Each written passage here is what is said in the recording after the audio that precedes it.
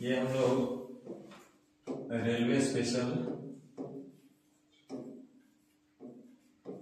Series चलेगा। ये आपका डेली रहेगा। ये क्लास 1 है, मतलब एक क्लास एक कॉन्सेप्ट आपको सीखने को मिलेगा डेली। तो बढ़िया है, डेली आप एक कॉन्सेप्ट सीखते रहिएगा, जो कि सबसे ज्यादा इंपॉर्टेंट होगा एग्जाम में।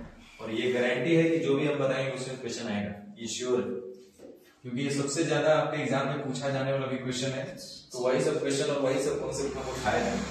देखिए इसमें कई तरह के क्वेश्चन पूछता है। तो हम जो आज लिए हैं कॉन्सेप्ट आज एक नंबर में, वो सिर्फ यही लिया है कि गुणनखंडों की कुल संख्या बताइए।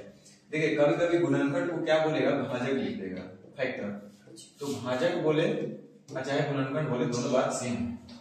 बोलेगा कि इतना का कुल भाजक की संख्या बताइए या कुल गुणनखंडों की संख्या बताइए। इसमें अलग अलग तरीके से क्वेश्चन पूछता है। कुल सम गुणनखंड की संख्या यानी कुल सम भाजक की संख्या बताइए, कुल विषम भाजक की संख्या बताइए, सम भाजक का योग बताइए, विषम भाजक का योग बताइए, ऐसे भाजक की संख्या बताइए जो परफेक्ट स्क्वायर हो, ऐसे भाजक की संख्या बताइए जो परफेक्ट क्यूब हो, ऐसे भाजक की संख्या बताइए जो 3 से पूर्णतः विभाजित हो। मतलब कई तरीके से क्वेश्चन पूछता है। सारा हम डिस्कस धीरे धीरे करवा देंगे। तो जो अभी है वो ये है कि 4200 के गुणनखंड की कुल संख्या ज्ञात कीजिए। चलिए देखिए, सबसे पहले इसका हम लोग अभाज्य गुणनखंड में ब्रेक करते हैं। तो अभाज्य गुणनखंड में ब्रेक करना आपको आता है। इसको 100 को हम लिख सकते हैं 25 गुने 4। 100 को हम लोग क्या लिखेंगे, 25 गुना 4, और 25 गुने 4, और इसको 42 को हम लिखेंगे 7 गुना 6। देखिए अभाज्य गुणनखंड में तोड़ना है तो इसको 2 गुना 3 बोलेंगे, और ये 7 तो ऐसे चीज रह जाएगा। 25 को हम लोग बोलेंगे 5 गुने 5, और 4 को हम लोग बोलेंगे 2 गुना 2। अब यहाँ से देखिए 2 हमको मिल रहा है 3 को, यानी 2 के पावर 3, और हमारे पास 3 हमारा 1 है यानी 3 के पावर 1, 5 हमारे पास 2 है यानी 5 के पावर 2, और 7 हमारे पास 1 है यानी 7 के पावर 1। तो सबसे पहले हमको क्या करना है कि अभाज्य गुणनखंड में तोड़ना है।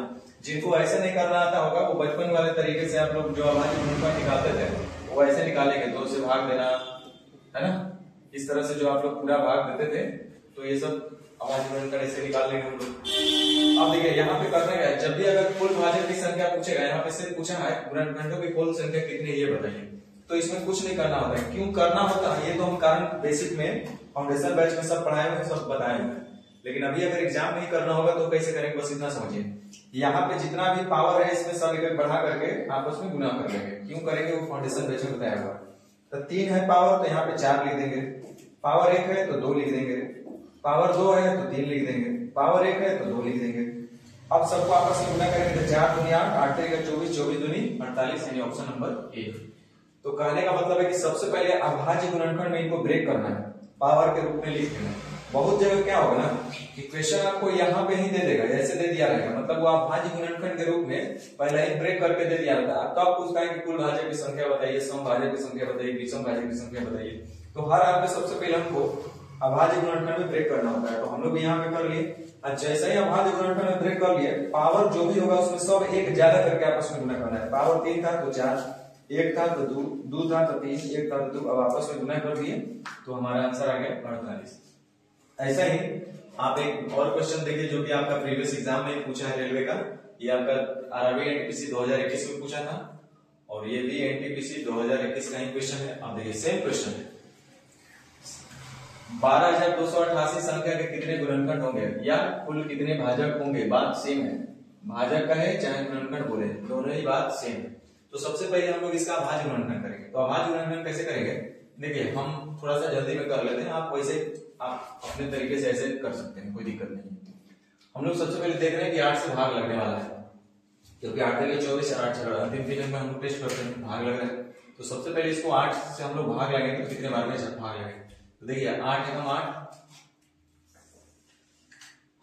8 एकम 8 4, 8 बचे 40, 8 3 का 24, बचा कितना 4 8 6 48। अब फिर ये कितना से भाग लगेगा, तो 1536 4 से भाग लगेगा, या हाँ 4 से भाग लेते हैं। तो 4 से इसको काटेंगे तो कितने बार में आएगा, तो 4 तिहाई 12, 12 3 4 8 32, 4 चौके 16 84। अब फिर ये 4 से भाग लगेगा, फिर ये 4 से भाग लगेगा, तो यहाँ 4 लिख लिए, 4 9 36, 2 4 6 24। अब फिर ये 4 से भाग लगेगा, यानी बोले 96 को आप लिख सकते हैं 12/96, 12/96। अब देखिए 12 को आप क्या बोलिएगा, 4 गुना 3 इसको पढ़ेंगे हम लोग, 12 को हम लोग 4 गुना 3 पढ़ेंगे। इसको हम लोग पढ़ लेते हैं 4 गुना 2, या छोड़ दीजिए इसको ऐसे रहने दीजिए। ये हमारे पास 2 के पावर 3 है, ये हमारे पास 2 के पावर 2 है, ये हमारे पास 2 के पावर 2 है, ये हमारे पास 2 के पावर 2 गुने 3 के पावर 1 है 12 को हम ऐसा लिख सकते हैं, और ये 8 है 2 के पावर 3। अब देखिए बेस किसका किसका सेम हो रहा है, तो 2 हमारे पास क्या है, तो 3 2 5 2 7 2 9 3 12, जिसका बेस सेम होता है गुना में पावर जुड़ जाता है, 2 के पावर 12। अब यहाँ 3 के पावर देखें कितना हो रहा है, 3 के पावर 1, और तो कुछ है नहीं। हम लोग अभाज्य गुणनखंड में तोड़ लिया, अभाज्य गुणनखंड का मतलब यहाँ अभाज्य संख्या होनी चाहिए, तो देखिए 2 और 3 अभाज्य संख्या है, बेस हमेशा अभाज्य संख्या रहेगा, इसलिए अभाज्य गुणनखंड बोलेंगे लोग। अब यहाँ पे कुल भाजक जैसा ही पूछेगा तो कुछ नहीं करना है, अभाज्य गुणनखंड में जैसे ही ब्रेक कर लीजिएगा ना, तो पावर में 1 ज्यादा जोड़ देना, तो 12 था तो कितना जोड़ेंगे 1, तो 13 हो जाएगा। यहाँ पावर 1 है तो कितना हो जाएगा 2, तो 13 दूनी 26, यानी कि जो हम लोग का राइट आंसर होगा वो 26 होगा, जो कि option number B for Bihar वाला। अब देखिए एक क्वेश्चन हम लोग देख लिए, 2 क्वेश्चन देख लिए, और एक क्वेश्चन सेम कुछ ऐसा ही है लेकिन उसका भाषा थोड़ा सा अलग है।